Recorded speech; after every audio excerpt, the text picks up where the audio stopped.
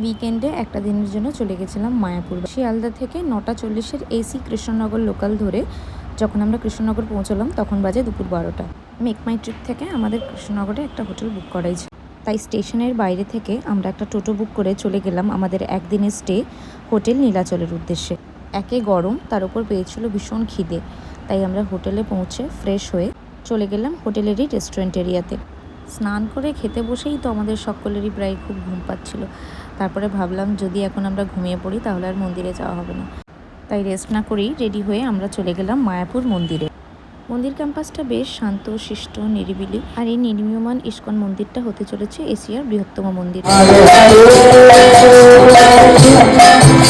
চারিদিকে খোল করতালের আওয়াজ, নাম সংকীর্তন এবং আধ্যাত্মিক বইপত্রের সাথে ভেতরের পরিবেশটা খুব মনোরম। তারপর সন্ধ্যা আরতি দেখে আমরা ফিরে এসেছিলাম রুমে। পরের দিন সকালবেলা আমরা সবাই রেডি হয়ে চলে গেছিলাম নবদ্বীপ দেখার জন্য। সেই মতো একটা টোটো বুক করে আমরা প্রথমে চলে গেছিলাম মায়াপুর ফেরিঘাট। নবদ্বীপ যাওয়ার জন্য মায়াপুর ফেরিঘাট থেকে লঞ্চে করে নদী পারাপার হতে হয়। সেই মতো লঞ্চ পেরিয়ে আমরা ওপারে গিয়ে একটা টোটো বুক করে নিলাম আবারও। তারপর একে একে দেখে নিলাম শ্রী চৈতন্যদেবের ধামেশ্বর মন্দির এবং বিষ্ণুপ্রিয়া দেবীর বাপের বাড়ি। এই মায়াপুর ঘোরার একটা ডিটেল ভিডিও আমার ইউটিউব চ্যানেলে আসবে, তাই তোমরা যারা এখনও সাবস্ক্রাইব করোনি তারা চ্যানেলটা সাবস্ক্রাইব করে নিই। তারপর বিখ্যাত নবদ্বীপের ক্ষীর দই বাড়ির জন্য নিয়ে নিলাম এবং চলে এলাম বিরিয়ানি খেতে ব্যারাকপুরে, সেই ফেমাস দাদা বৌদির বিরিয়ানি। তারপর যে যার ঠিকানায় আজ এটুকুই, দেখা হচ্ছে পরের একটা ভিডিওতে। সবাই ভালো থেকো।